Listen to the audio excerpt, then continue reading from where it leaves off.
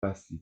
Eu te peço agora essa luz, seja você, Senhor, que fala através de mim. Que a tua palavra seja agora o, o principal, e não eu. Em nome de Jesus. Amém, amém. Então, aqui tem um subtítulo que é Ensino sobre a pureza interior. Porque a gente sempre precisa, hein? Ser bem puro no nosso interior, ter os pensamentos realmente não de coração de carne, mas espiritual, os pensamentos do espírito. Vamos ler. Então, alguns fariseus e mestres da lei chegaram de Jerusalém para ver Jesus e lhe perguntaram: por que seus discípulos desobedecem à tradição dos líderes religiosos e não respeitam a cerimônia de lavar as mãos antes de comer? Ou como aqui a gente vê que tem nada de espiritual, né? Tudo esses mestres, primeiramente eles se chamam de mestres da lei. Tudo bem, eram conhecedores da lei, né? Naquela época. Mas eles vieram de Jerusalém para começar a brigar com Jesus. Porque eles achavam, quando eles perguntam, ou que eles perguntam, por que seus discípulos, os teus discípulos, desobedecem à tradição?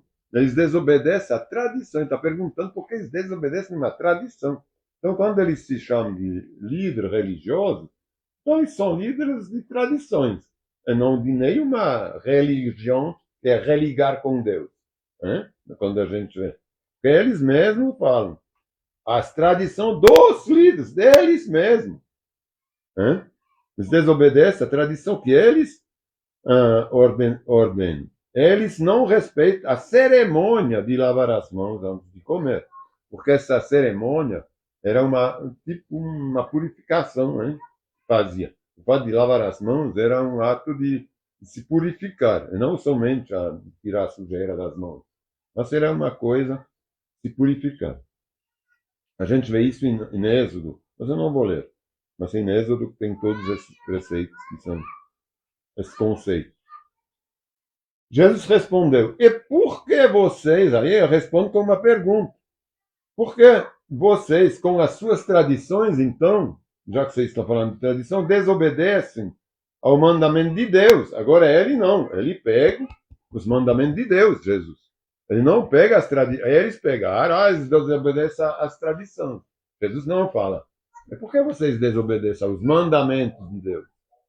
Ele não está falando de tradição agora. Pois Deus ordenou: honre seu pai e sua mãe. Quem insultar seu pai e sua mãe será executado. Em vez disso, vocês ensinam que se alguém disser a seus pais: sinto muito, mas não posso mais ajudá-los, porque jurei entregar como oferta a Deus aquilo que eu teria dado a vocês. Sacanagem, hein? Ó, o que eu teria dado a vocês para ajudar vocês, não, eu jurei dar a Deus, mas Deus nunca pediu isso. Ele, ao contrário, ele estava pedindo justamente ajudar os pais. Mas eles falam, não, mas porque se. Aí ele vai explicar, Jesus. Em vez disso, vocês ensinam que se alguém disser a seus pais, sinto muito, mas não posso ajudá-los, jurei entregar como oferta a Deus aquilo que eu teria dado a vocês, não precisará mais honrar seus pais. Com isso, vocês anulem o quê? A palavra de Deus, não a tradição. A palavra de Deus. Ou como eles eram hipócritas, hein? Eles faziam as tradições deles, essas novas leis, cancelavam simplesmente os mandamentos de Deus. Vocês anulam a palavra de Deus em favor da sua própria tradição. Uma coisa criada por eles. Isso a gente reencontra muito facilmente, a gente pode fazer o contraponto com a igreja, né, católica. É exatamente isso, são as tradições católicas. Não porque falam mais sempre mal dos católicos, mas é isso mesmo, hein? Eles criam as próprias tradições deles, e o resto a gente não quer mais saber, não. Mas tem que trazer para cá, tem que fazer aqui, tem que fazer uma missa ali, uma coisa ali, não é? É tudo coisa que Deus nunca ordenou. São tradições. Com isso, vocês anulam a palavra de Deus em favor da sua própria tradição. Hipócritas! Isaías tinha razão quando assim profetizou a seu respeito. Este povo me honra com os lábios, mas o coração está longe de mim. Sua adoração é uma farsa. É verdade. Quantas não são os católicos, mas os evangélicos, muitos que se chamam de evangélicos, né, de pentecostais, sei lá o quê. Eles são uma farsa. Eles vão adorar, mas é uma farsa, porque eles não vivem nada. Eles não vivem nada dos mandamentos do Senhor. Eles vivem a vida deles, mas no domingo vão como farsantes. Mas não é. É terrível isso. Esse aqui não é de hoje, né? Esse aqui tem 2000 anos. Sua adoração é uma farsa, pois ensinam ideias humanas como se fossem mandamentos divinos. Aí se fazem, não, vocês têm que fazer isso, Deus está mandando. Com isso vocês vão ter a salvação. Dá uma oferta, dá o dízimo, sei lá, esse tipo de coisa. Aí nas igrejas modernas, nas outras mais tradicionais, são essas cerimônias. Vocês têm que participar disso, fazer essa regra, assim você... Enganam, como se fosse de Deus. Como se fossem mandamentos divinos. Jesus chamou a multidão para perto de si e disse: ouçam e procuram entender. Aqui. O que a gente falava com o irmão Rocha hoje de manhã, o irmão estava falando assim, eu quero entender, eu preciso procurar na palavra. Essas duas palavras a gente tem aqui, procurar e o entender. A gente tem que procurar e tentar entender. E Deus, o Espírito Santo, vai nos dar a luz quando a gente procura. Ouçam e procuram entender. Não é o que entra pela boca que os contamina. Vocês se contaminam com as palavras que saem dela. Quando ele estava falando, eles não lavam as mãos antes de comer, aqui ele dá a explicação agora. O que contamina não é o que entra pela, não essas tradições de purificação, de coisas assim, mas o que sai da boca. Então os discípulos vieram e perguntaram: o Senhor sabe que ofendeu os fariseus com isso que acabou de dizer? Às vezes a gente tem medo de ofender. Não é que a gente tem que ofender, mas às vezes a gente tem medo de falar para não ofender. Jesus não tinha medo, não. É ele que dá o exemplo, né? A gente tem que falar. Quando tem que falar, tem que falar. Porque ele fala: o Senhor sabe que ofendeu os fariseus. Com isso que acabou de dizer, Jesus respondeu: toda planta que meu Pai Celestial não plantou será arrancada pela raiz. É queimada, hein? Em outros lugares está escrito: vai ser cortada e jogada no fogo. O que não é de Deus. Portanto, ou que ele responde: portanto, não façam caso deles. O que vocês querem se importar se vocês ofenderam alguém que está utilizando meu nome para se vangloriar? Não? Eles estão utilizando o nome de Deus para se atribuir glória. Hein? Eles estão criando regras, falando que é de Deus, como ele bem falou, como se fosse... pois ensinam ideias humanas como se fossem mandamentos divinos. Então ele fala: não se preocupe com eles, eles estão usando meu nome à toa, como se fosse, mas não é para enganar. São guias cegos conduzindo cegos. E se um cego conduzir outro, ambos cairão numa vala. Hein? Que adianta ser conduzido por um cego? Eu tenho quantas pessoas cegas, né, como ele fala? São cegos conduzindo cegos. Aí, às vezes, a gente fala: não, mas não é culpa deles. Parece que eles são cegos. Mas aqui ele está falando, são cegos. Ele não está falando: esses coitados são cegos conduzindo coitados de cegos. Não, cegos no sentido realmente ruim, no sentido, não, eles não estão procurando. Como ele falou, procuram. o entendimento. Mas são cegos. Então, por que são cegos? Não porque são cegos, porque não procuram. Porque querem continuar cegos. Então, são cegos que conduzem outros cegos que não querem melhorar. Então, ambos são destinados já a cair.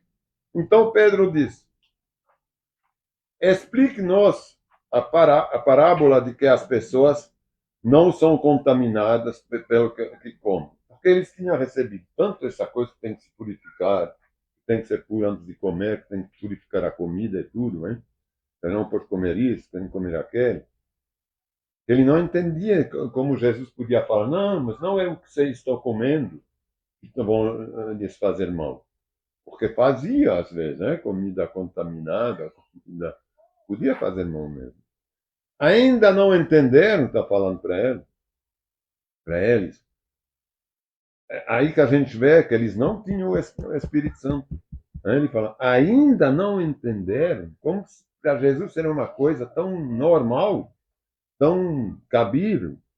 Perguntou Jesus: tudo que comem passa pelo estômago e vai para o esgoto. Mas as palavras vêm do coração, e é isso que os contamina. Pois do coração vêm maus pensamentos, homicídio, adúltero, imoralidade sexual, roubo, mentiras e calúnia.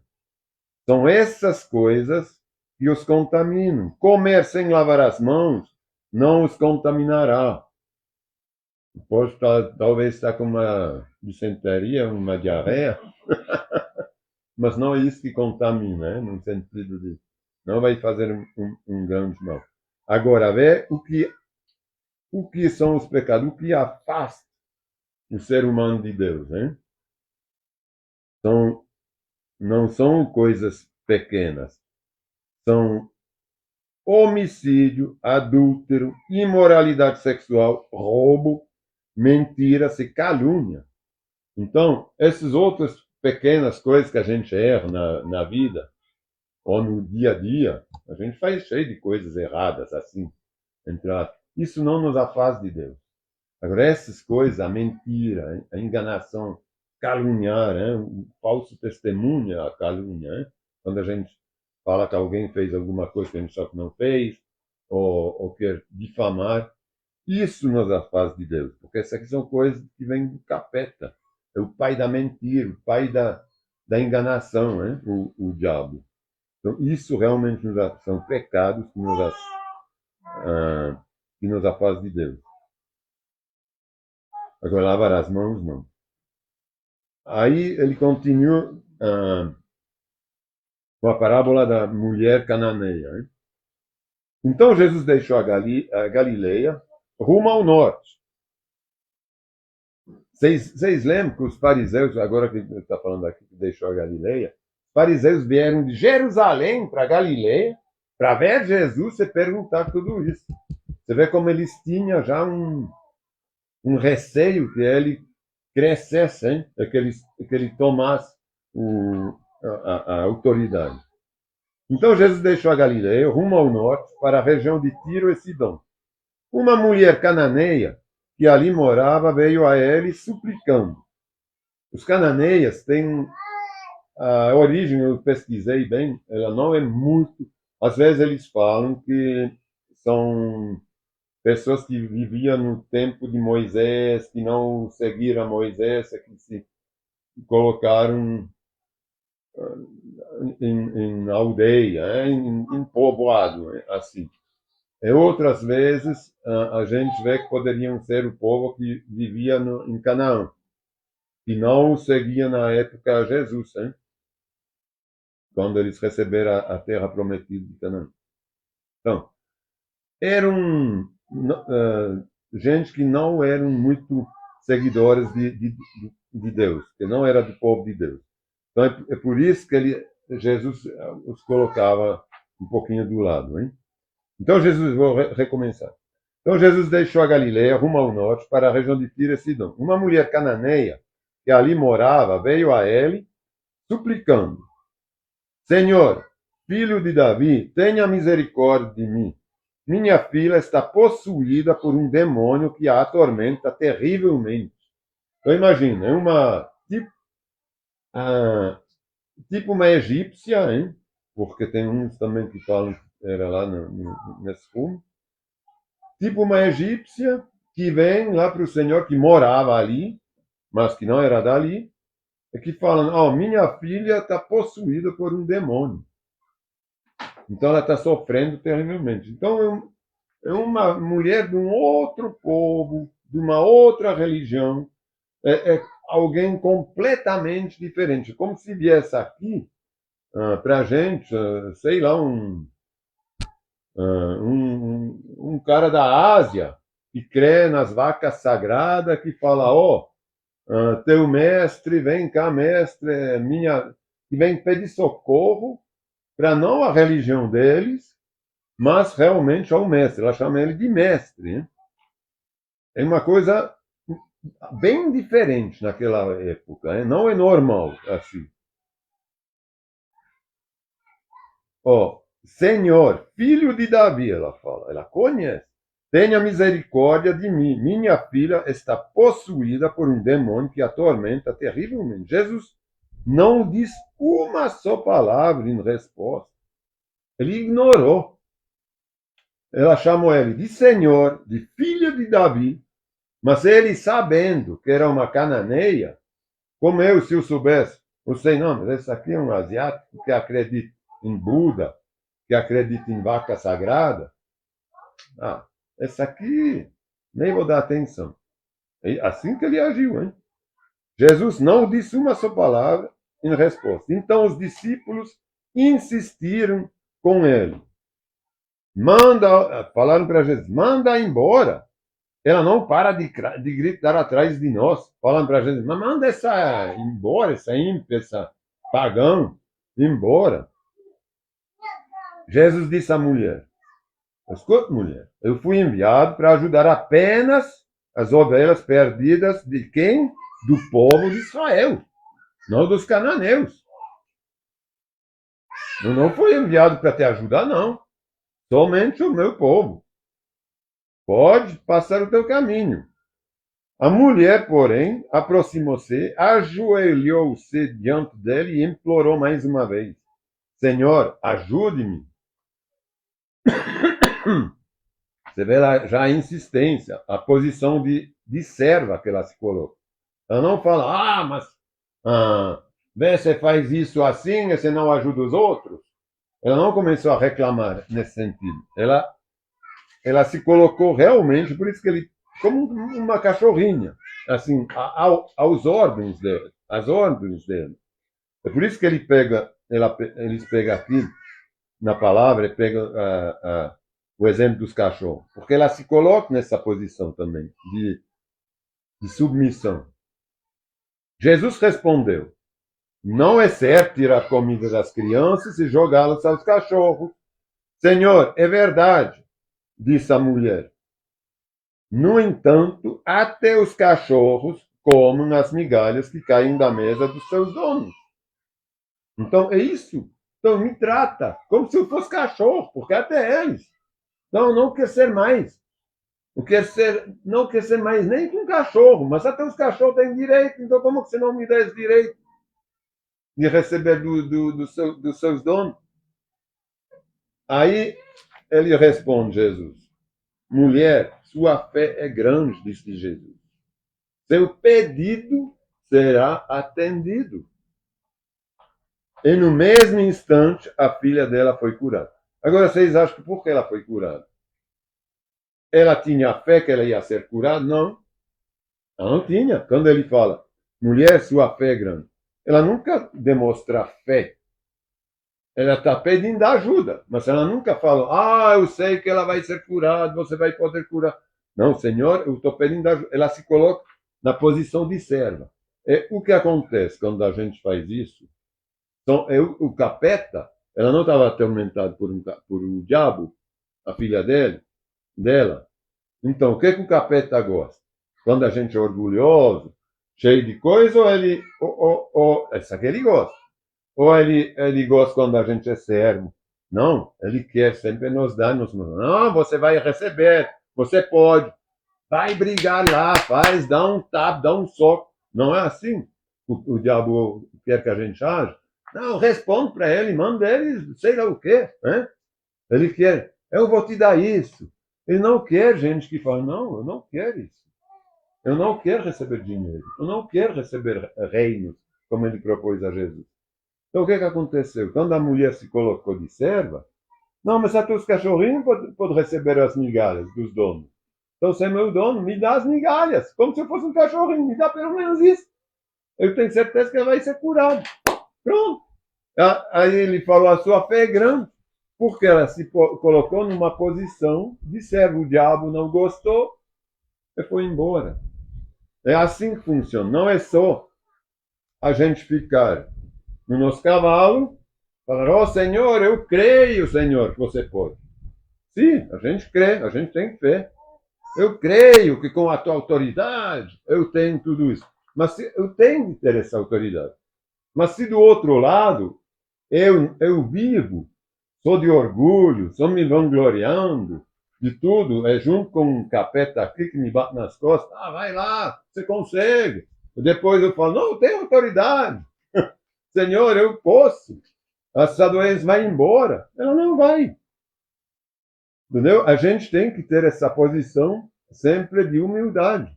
É isso que o diabo não gosta, porque tem um ciclo que é divino. Que o diabo ele sabe que quem é servo de Deus, ele tem esse poder. Ele não pode como um servo de Deus. Agora, quem não é servo de Deus, é quem quer orgulho, a glória, como o diabo, ele não, ele se afasta de Deus.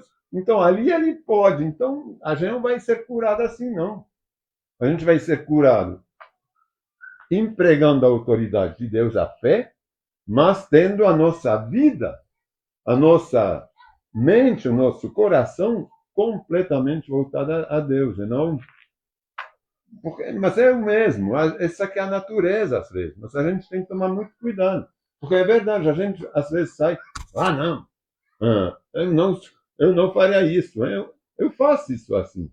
Ou não seria assim. Vá para lá, sei lá o quê. Imagina, eu não vou te dar isso.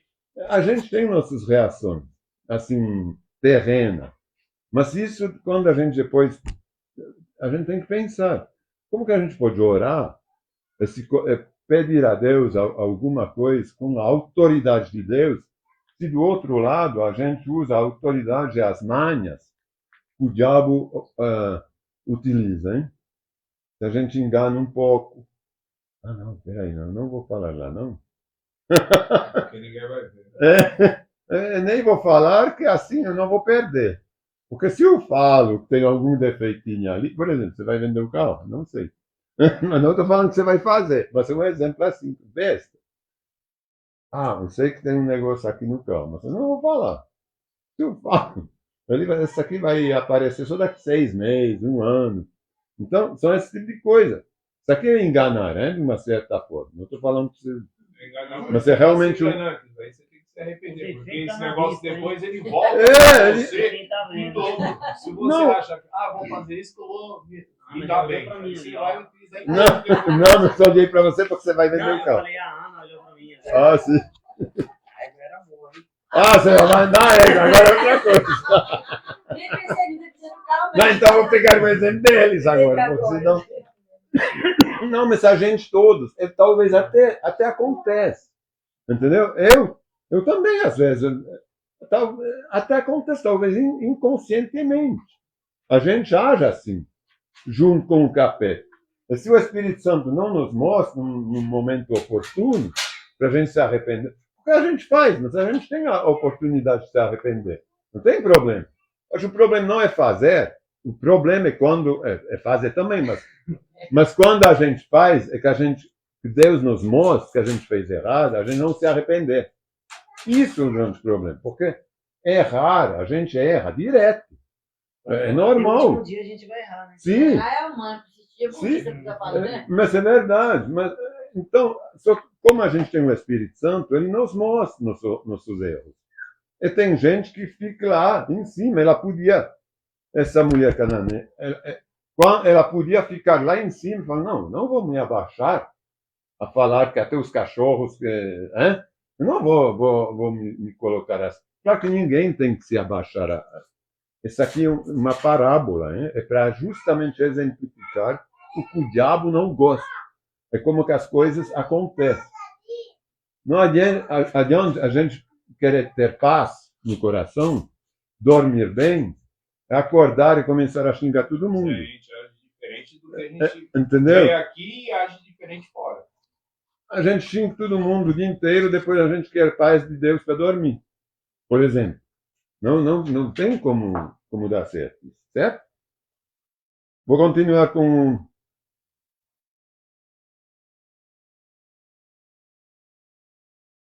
Jesus cura muitas pessoas. Tem um subtítulo aqui. Deixam daquele lugar de novo. Jesus voltou ao mar de Galileia e subiu um monte, onde se sentou. Uma grande multidão veio e colocou diante dele aleijados, cegos, paralíticos, mudos e muitos outros. Ele curou a todos. O que as pessoas trouxeram é o que Jesus curou. Ninguém falou aqui, trouxe alguém com dor de cabeça, um outro com uma gripe, um outro com um resfriado. Não é? Então, são coisas que a gente sofre mesmo. Essas coisas que vêm depois do nosso nascimento, é que são vírus, que a gente contrata por aí. Aqui o que a gente vê que são, claro que a gente pode orar para dor de cabeça, tem que orar.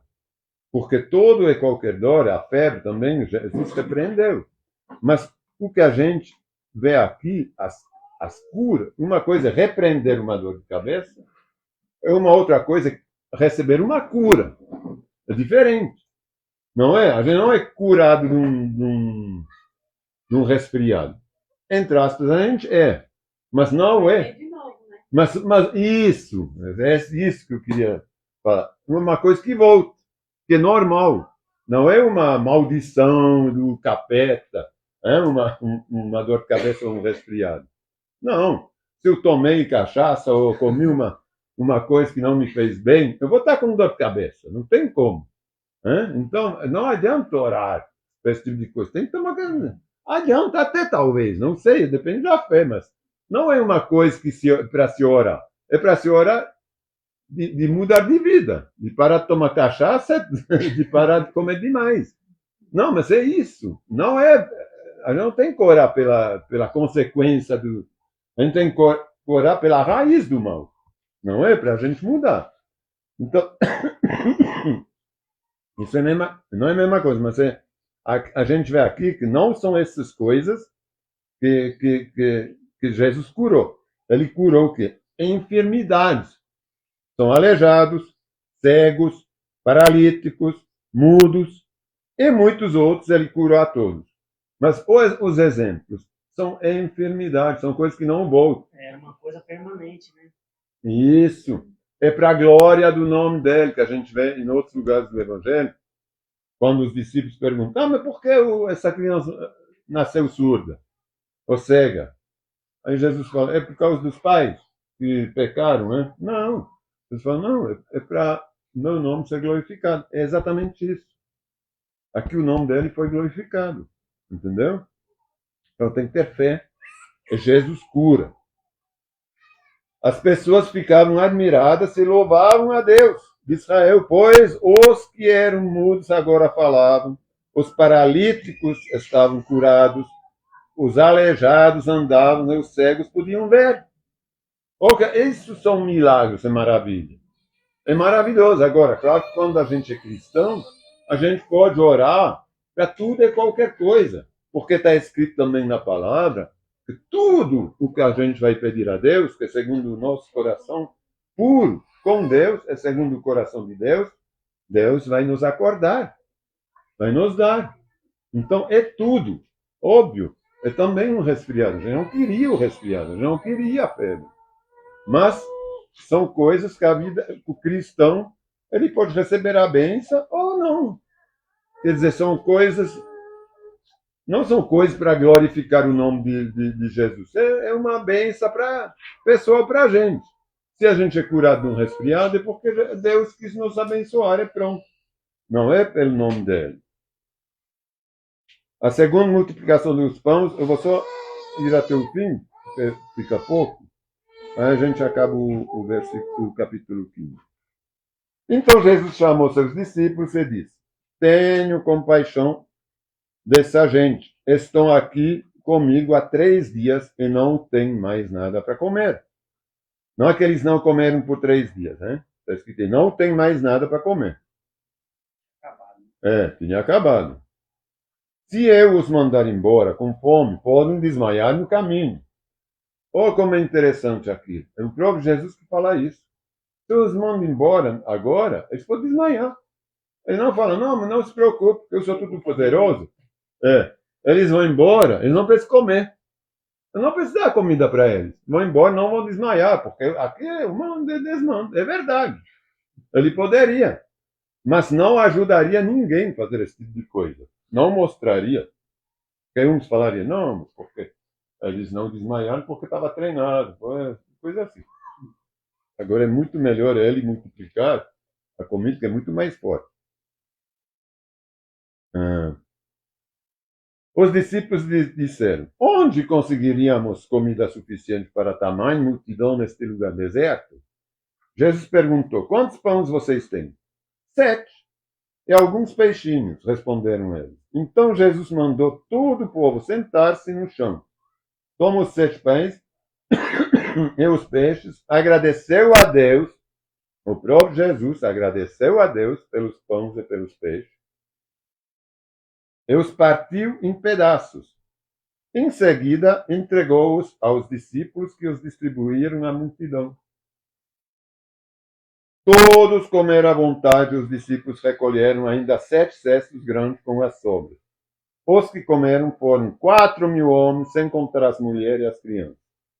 Então Jesus os mandou para casa, entrou no barco e atravessou para a região de Magadã. A gente vê que ele parte o pão, põe nos cestos, e quando os discípulos iam, o pessoal pegava, e simplesmente não acabava. Não é que chegou lá uma pancada de pão e peixe. Não, eles foram com esse cesto, o pessoal pegava e sempre tinha. Era como o óleo que nunca acabava em outros tempos. Então, isso para a gente ver que, primeiramente, com esses parábolas, a gente vê que é sempre na humildade que a gente recebe as coisas. É que não é só por clamor, né? É pela nossa vida, como que a gente vive. É isso importante, porque a gente fala, não, eu faço tudo, hein? Eu faço, é como um jovem rico. Ele falava, eu faço tudo. Eu ajo assim, mas a atitude dele, quando era para vender, não é que ele tinha que vender os bens. Porque Deus conhecia o coração dele. Exatamente. Ele não quis. Então, a vida dele ela não correspondia aos mandamentos da palavra. Agora, a gente pode clamar. Não, eu creio, eu faço, eu tenho Deus, eu conheço a palavra, é tudo. Mas ela não vive segundo ela. Entendeu? A gente não pensa segundo ela. Nosso coração não é voltado segundo na humildade. Ele é voltado a benefícios pessoais. Tudo que a gente faz é para benefícios próprios. É isso que faz que a gente não alcança as bênçãos de Deus, muitas vezes. Né? Então vamos passar hoje, a gente vai ter a ceia. Eu vou pegar até em Coríntios. Vocês querem pegar também? Em 1 Coríntios 11.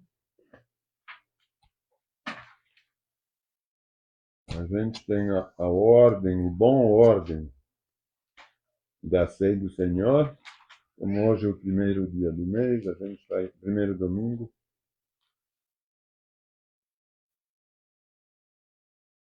Coríntios, qual que é o 11. 1 Coríntios 11, acho que lá pelo.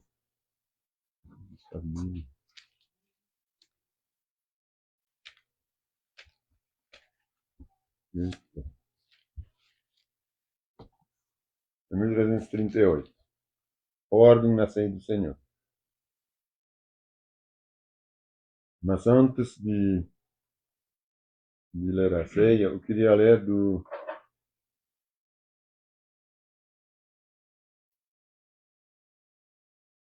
do versículo 26, 11, 26 até 30, até 31. Porque cada vez que vocês comem desse pão e bebem desse cálice, anunciam a morte do Senhor até que ele venha. Assim, quem come do pão ou bebe do cálice do Senhor indignamente é culpado de pecar contra o corpo e o sangue do Senhor. A gente vai comer o corpo, simbolicamente, e beber o sangue. Então, a gente pecaria se nós somos indignos para beber, quer dizer, em estado de pecado, a gente peca contra o próprio corpo do Senhor. É contra o próprio sangue, a nova aliança do Senhor. Portanto, examinem-se antes de comer o pão e beber o cálice. Pois, se comem do pão ou bebem do cálice sem honrar o corpo de Cristo, comem e bebem julgamento contra si mesmos. E veja as consequências, no versículo 30. Por isso, muitos de vocês estão fracos, doentes, e alguns até morreram, adormeceram. Mas a palavra é morrer para a gente, assim, na terra. Hein? Então, não é só que eles ficaram dormindo. Mas estão dormindo até o julgamento. Só.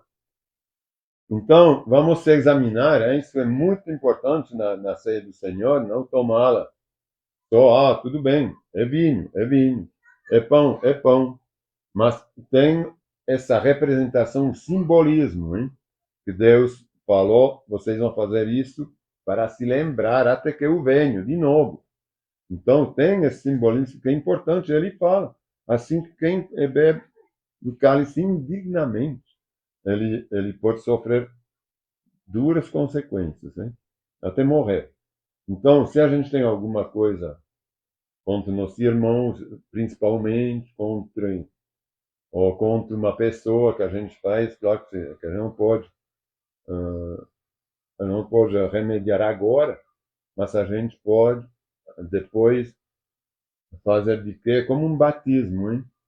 A cada vez que a gente toma ceia, é como se fosse um batismo. Então a gente tem que tomar, mas com a consciência que o Espírito Santo já nos mostrou, que a gente tem que depois consertar isso, aquela coisa, ou fala com tal pessoa. Isso certamente, nesse momento, o Espírito Santo vai mostrar. Quando a gente tem um coração sincero e puro, ele vai mostrar para a pessoa o que é que ela tem que consertar, se há alguma coisa a consertar. Certo? Não quer dizer que vocês não podem tomar, então, se vocês já receberam, já vão na ótica de consertar as coisas. Agora, se uma coisa vocês vê, não, essa aqui eu não estou pronto. Isso não deveria existir. Porque senão, principalmente para quem é batizado, hein? Mas se o Espírito Santo mostra uma coisa que de repente no coração fala, não consigo, tem uma batalha, é melhor não tomar. Se colocar na frente de Deus, é assim que está escrito. Se colocar na frente de Deus, pedir a Deus realmente a sabedoria, o amor, o entendimento para poder consertar essa coisa. Hein? Talvez ele mostre uma coisa que passou há muitos anos. Tem que consertar. Pode acontecer. Então, tem que ir na ótica de consertar. Realmente, eu estou falando disso, mas é eu. Mas quem não toma ceia, ao meu ver, não sou eu que julgo aqui, pelo amor de Deus, mas tem uma contradição, não é? Porque se eu não quero tomar a ceia, é que eu não quero obedecer aos mandamentos. É que o Senhor me mostra alguma coisa que eu não quero ouvir. Então é um pouquinho estranho, é justamente o. Tem um pouco de medo também, né? De aí fala, né? A gente vai morrer. Exatamente, é grave. Justamente seria o comportamento contrário ao comportamento que a gente acabou de ver da cananeia, né? Que se colocou numa posição tão de escuta ao Senhor, não, tudo bem, então eu vou fazer, eu faço, mas eu sou tua serva, até o teu cachorrinho, eu estou igual. É só mandar que eu faço. Então é assim que a gente tem que estar junto ali. Pode distribuir os dois já. Não, você quer pegar Não, eu os consigo dois levar os juntos? dois. Então, pronto.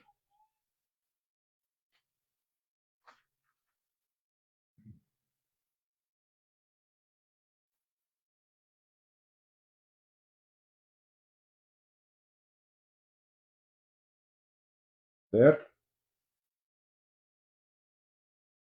É um momento maravilhoso a ceia. Não é um momento onde a gente tem que estar. Não, a gente tem que estar introvertido com o Senhor, mas não é um momento assim dramático. Ao contrário, é a nova aliança, é a vida através da ressurreição de Cristo, claro, da crucifixão, do sangue que foi derramado, mas é um momento de glória, e não um momento de tristeza. É um momento maravilhoso, né, de milagre. Então é isso que a gente tem que lembrar. Não somente a gente tem que lembrar do sangue que essa aliança do corpo que sofreu, mas que hoje é um corpo de glória, né? É isso que a gente quer, um corpo de glória. Então é isso que a gente, não é uma coisa terrível para a gente, onde a gente sofre algum peso, né? Então, Senhor, a gente te agradece, a gente apresenta esse pão na tua frente, porque esse pão ele representa em símbolo o teu corpo, que foi realmente crucificado na cruz. O Senhor sofreu por nós, no nosso lugar. A gente quer se lembrar desse sacrifício, mas a gente quer também se lembrar que a gente vai receber esse corpo de glória como o Senhor o recebeu, se apresentou com ele depois, através dessa aliança que o Senhor fez com a gente. Isso é tão maravilhoso, tão milagroso, tão fantástico, tão grandioso, Senhor, que a gente não merece, não merece nada. A gente nos dá de graça. Subiu na cruz, se deixou crucificar, pagou pela gente de graça, sem pedir nada em troca, somente pedir o nosso amor, que a gente possa te amar pelo esse sacrifício, pela vida eterna que o Senhor quer nos dar através desse sacrifício da ressurreição. Então a gente quer participar agora, Senhor, dessa ceia, desse teu corpo, comendo essa carne, esse pão que é a tua carne que sofreu na cruz. A gente pode comer agora.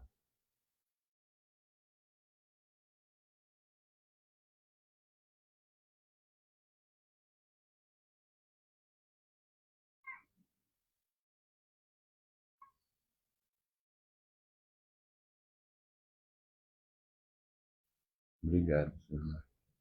Da mesma forma, depois de romper o pão, oferecer o pão aos discípulos, ele ofereceu o cálice, ele falou para eles que esse cálice a gente teria que se lembrar que através desse cálice, esse vinho, o sangue que ele derramou na cruz, mas esse sangue ele tem essa o símbolo da nova aliança, né? Ele fez uma nova aliança com os homens que acreditam nele. E, Senhor, é através dessa nova aliança, Senhor, que a gente coloca nossa fé, através dessa nova aliança, Senhor, o Senhor nos dá a paz, nos dá a vida, a tranquilidade, Senhor, a segurança que a gente está contigo desde já, Senhor, que a gente tem essa aliança contigo, a gente é filho do Deus Supremo, grande, do Deus Pai, a gente é aceito como filho mesmo, e não a gente se coloca em posição de servo, e não em posição de soberano, de merecedor. Não, a gente não merece nada, Senhor, você nos dá a tua graça através dessa aliança santa que derramou na cruz de graça. A gente quer também participar agora dessa aliança através desse sangue. Pode beber.